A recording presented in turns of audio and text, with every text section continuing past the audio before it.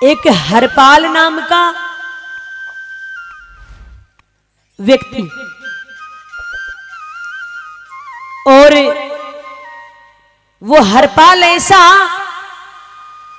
कि भैया मैं ऐसी कन्या से शादी करूं जो कि भगवान की भक्ति करती हो।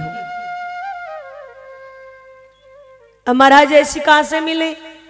आजकल तो कोई करता ही नहीं है भक्ति। आजकल तो उनमें जाते हैं, वो मेरे नाम याद नहीं आ रहा, वो बर्थडे मनाने जाते हैं ना, क्या बोलते हैं उसको, कुछ बोलते हैं उसको, नाम याद नहीं है। हाँ, कलब बोलते हैं उसको, उसमें जाते हैं। अब कलबों में जाने वालों के पास संस्कार कहां से मिलेंगे? कहां से वो पूजा पाठ करेंगे बेचारे? और आजकल वाले तो सेल्फी में डूबे हैं, उनके पास समय नहीं है। कलबों वाले तो ये चाहते हमें भी कलबों में जाने वाले ही मिले, और भजन भाव करने वाले ये चाहते हैं कि हमें भी भजन भाव करने वाले मिले। हरपाल जी यही चाहते थे कि शादी हो तो पूजा करने वाली, भक्ति करने वाली कन्या से हो। एक दिन उनका एक मित्र आया और कहा, सुनो आज तुम्हारा रिश्ता मानो हो गया। कैसे? कि लड़की मिल गई, और लड़की कैसी मिली है? तो महाराज थे पल्ली कठगेड़ा,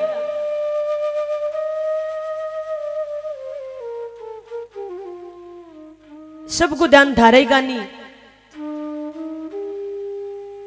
आज सुबह बना लेता जल्दी उठने व्यवस्था।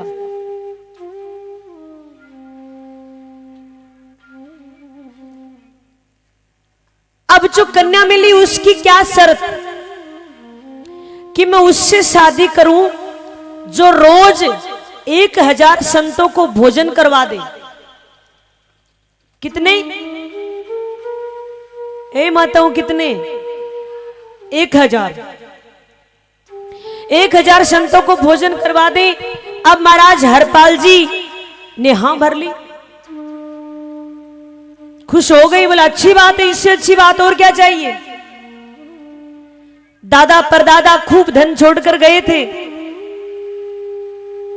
बोला ठीक है, मंजूर है। शादी हो गई। अब हरपाल जी तो रोज 1000 संत बुलाए, हजारों के साथ और भी आ जाए महाराज, सबको करवाएं भोजन। भोजन करवाते करवाते काफी वर्ष बीत गए, और अब धन जो था वो खत्म होने लग गया। क्यों? क्योंकि दादा परदादाओं का धन था, खरीदा उन्होंने था नहीं, कमाते थे नहीं। लेकिन संतों का भोजन नहीं रुकना चाहिए। अब महाराज लोगों से उधार लेने लग गए कि भाई तुम दे दो, मैं व्यवस्था करवा दूंगा। 1 साल बीत गई, भोजन चल रहा है, लेकिन उधार लाए और भोजन करवाए संतों को। अब लोगों ने उधार देना बंद कर दिया। क्यों? बोले ये हरपाल तो ले जाता, वापस देने का नाम ही नहीं। वापस दे कहां से? कमाती नहीं है। लोगों ने देना बंद कर दिया, बोले भैया हम नहीं देंगे, तू वापस तो देता ही नहीं। हरपाल जी ने क्या किया? चोरियां करनी शुरू कर दी। चोरियां ऐसा नहीं कि भाई चोरी करे तो अपने काम में ले, नहीं, चोरी कर रहे हैं। क्या चोरी कर रहे हैं? खाद्य पदार्थ। रसोई घर में जाते और खाने का सामान चुरा कर ले आते। कोई धन नहीं चुराते। ये माताओं सामने देखो। अब महाराज खाने का सामान चुरा लेते और ले आते, संतों को भोजन करवाते। अब सब ध्यान रखने लग गए कि ऐसा कौन चोर है जो मतलब खाने का सामान चुराता है। लोग अपने रसोई घर का ध्यान रखने लग गए। उस टाइम इतना ताला नहीं लगाते थे कोई। अब हरपाल जी ने क्या किया, रास्ते पे बैठने लग गए और जो गांव में जो धनहाडे थे और जो दान पुण्य नहीं करते थे, सिर्फ कमाते ही कमाते थे। कुछ लोगों की आदत होती कमाते ही कमाते हैं, यही कर लूं वो ही कर लूं, बेटे के लिए कर दिया, पोते के लिए कर दिया, पड़पोते के लिए कर दिया, पर दान नहीं करे भैया। चमड़ी चली जाए पर दमड़ी नहीं जाए। बहुत है ऐसे, पैसे बहुत है पर ये नहीं है। क्या नहीं है? मन नहीं है। और दान वही कर पाता जिसका मन होता है। हर किसी के बस की बात नहीं है दान करना। और जिसका मन है बेचारों के, उनके पास कभी कभी होता नहीं। ऐसे भी देखे मैंने। तो ऐसे जो लोग होते हैं मतलब कमाते संचय करते जाते, उनको वो लूट लिया करते रास्ते में, उनको लूट लिया करते उनका धन, और धन ले जाकर संतों को भोजन करवाते। देखिए भक्ति, देखिए भगत की। भगवान भी उधर देख रहे हैं कि इसके पास धन की कमी आ गई है, निज काम में नहीं ले रहा है, सिर्फ संतों को भोजन करवा रहा है। उसकी भक्ति पे, उसके संतों के भोजन पे भगवान रीझ जाते हैं। अब भगवान क्या करते हैं, आज सुंदर सा स्वरूप बनाते हैं। मोटा थोड़ा आगे पेट, सेठ का रूप बनाते, धोती बांधते, सर पे पगड़ी बांधे महाराज।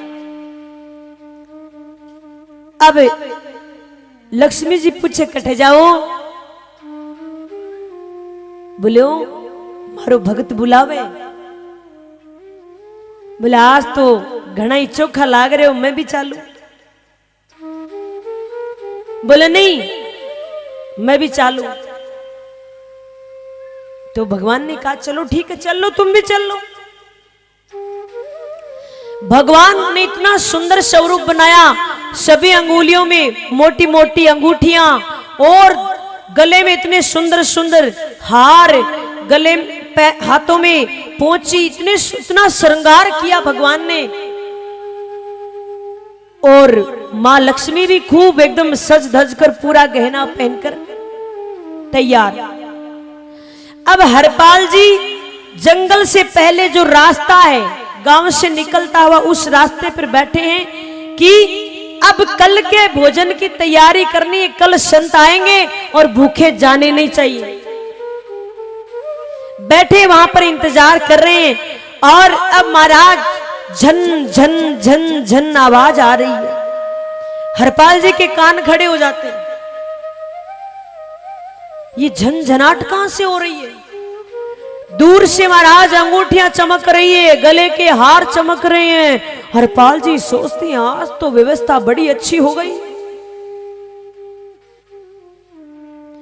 आज तो संतों का भोजन बड़ा अच्छा होगा। और भगवान आए। भगवान जैसे आए, हरपाल जी ने कहा राधे कृष्णा। भगवान को देखकर भगवान ने कहा क्या राधे कृष्णा? कोई राधे कृष्णा नहीं है। और सुनो, मैंने सुना यहां पे तुम्हारे हरपाल नाम का एक बहुत बड़ा चोर है, डाकू है। हरपाल जी कहते हाँ महाराज सुना तो मैंने भी, बहुत बड़ा नाम है उसका। भगवान ने कहा अच्छा सुनो, तुम हमें ये जो रास्ता ये पार करवा सकते हो? बोले हाँ अच्छे से, क्योंकि पूरा एकदम क्या बोलते हैं वो, लाठी हाथ में पूरी मजबूत, आगे से बंदा लगायोड़ी। तो कहा हाँ मैं करवा दूं जंगल पार, लेकिन सुनो मेरे घर संत बैठे हैं, मेरे को उनके भोजन की व्यवस्था करनी है, और अगर तुम कुछ सहायता कर दो तो मैं आपको ये जंगल पार करवा दूंगा। भगवान ने क्या किया, एक अंगूठी निकाल कर दे दी। भगवान से कहा हरपाल ने कि सुनो तुम यही बैठे रहना, मैं अभी यूं गया यूं आया। अंगूठी ले जाकर अपने जो थे उनको दे दिया। बोले आज की भोजन की व्यवस्था करो और मैं आ रहा हूं, मैं तो कम से कम काफी वर्षों का इंतजाम करने जा रहा हूं। पत्नी पूछे तो बता देना, संतों के भोजन की व्यवस्था करने गए। बोला ठीक है। अब हरपाल जी आए और कहा सुनो आ जाओ, मेरे पीछे पीछे आ जाओ, पीछे मुड़कर मत देखना, और जैसे जैसे मैं चल रहा हूं उधर उधर से ही आना है। बोला ठीक है। भगवान चल रहे हैं, पीछे पीछे मां लक्ष्मी चल रही है। घोर जैसे घना जंगल आया, हरपाल ने लाठी जोर से पकड़ी और तोलियो आगे बिछा दियो महाराज। बोले सुनो हरपाल मेरे ही नाम है, और सुनो वो चोर मैं ही हूं, निकालो ये सब, ये मोटे मोटे जो गले में पहन रखे निकालो। भगवान ऐसे कांप रहे हैं। मां लक्ष्मी मन ही मन सोच रही देखो जिनके आगे पूरी दुनिया कांपती है ये इस हरपाल के आगे कांप रहे हैं। मां लक्ष्मी की कोणी मार रहे हैं भगवान, अरे तुम भी कांपो, भगत है, भगत जैसे चलाए वैसे चलना पड़ेगा। अब भगवान ऐसे डर रहे हैं। हरपाल कह रहा है ये गले का निकालो, भगवान ऐसे निकाल रहे हैं। ये अंगुलियों में मोटी मोटी है ना, ये सब निकालो, एक भी नहीं छोड़नी है। मैंने तुमसे राधे कृष्णा करी, तुमने राधे कृष्णा नहीं करी, निकालो सब। भगवान सारी अंगूठियां निकाल रहे हैं, सारे जेवरात निकाल दिए, कानों की कुंडल सब निकाल दिए। एक अंगूठी बच गई महाराज, वो निकल नहीं रही। भगवान कोशिश कर रहे हैं। हरपाल ने कहा निकालो निकालो। बोल नहीं महाराज ये बचपन की अंगूठी निकल नहीं रही है, कोशिश कर रहे हैं। हरपाल जी ने कहा एक ही नहीं रखनी है, और ये अंगूठी तो बिल्कुल ही नहीं रखनी है, और नहीं निकल रही तो सुनो। चाकू निकाला जेब से, बोला सुनो तुम्हारी अंगुली काट देते हैं। बोला क्या काम है इस अंगुली का? अब जैसे हरपाल अंगुली काटने की कोशिश करी, जैसे चाकू लगाने वाला था, भगवान साक्षात अपने विराट रूप में आ जाते, और जैसे भगवान को देखता हरपाल चरणों में गिर जाता है। मां लक्ष्मी के साक्षात दर्शन कर रहे हरपाल जी, और कहा भगवान आप, मेरे से इतना बड़ा अपराध हो गया। आप? कहा अपराध नहीं हुआ, हम जानबूझकर आए थे तेरी मदद करने के लिए। और हरपाल ले जा ये सारा गहना, सारा जेवरात ले जा, और सुन ये एक दिन का नहीं, तू जब तक जीवित रहेगा ना तब तक साधु संतों को भोजन करवाना, ये कभी खत्म नहीं हो सकता, ले जा। हरपाल जी ने पोटली बांध ली और कहा सुनो तुम ऐसे मत जाओ। क्यों? ये संतों को भोजन करवाने की प्रेरणा मेरी पत्नी ने दी है, और सुनो एक बार के लिए मेरी पत्नी को दर्शन तो दे दो। कहा कैसे दे? मेरे साथ चलो। ठीक है। छोटे छोटे बालक बन जाते हैं दोनों, और हरपाल जी दोनों को अपनी गोद में ले लेते हैं। लेकर घर आ रहे हैं, पत्नी को आवाज लगाते हैं देखो बाहर निकलो, अपने घर कौन आया है। पत्नी बाहर आती है और देखती दो छोटे छोटे बालक हैं। कहती है अरे इतने सुंदर बालक। हरपाल जी ने कहा बालक नहीं है, ये बालक नहीं है, ये भगवान है। और इतना कहते भगवान अपने उसी स्वरूप में आ जाते हैं, दोनों को दर्शन देते हैं। बोलिए कृष्ण कन्हैया लाल की जय।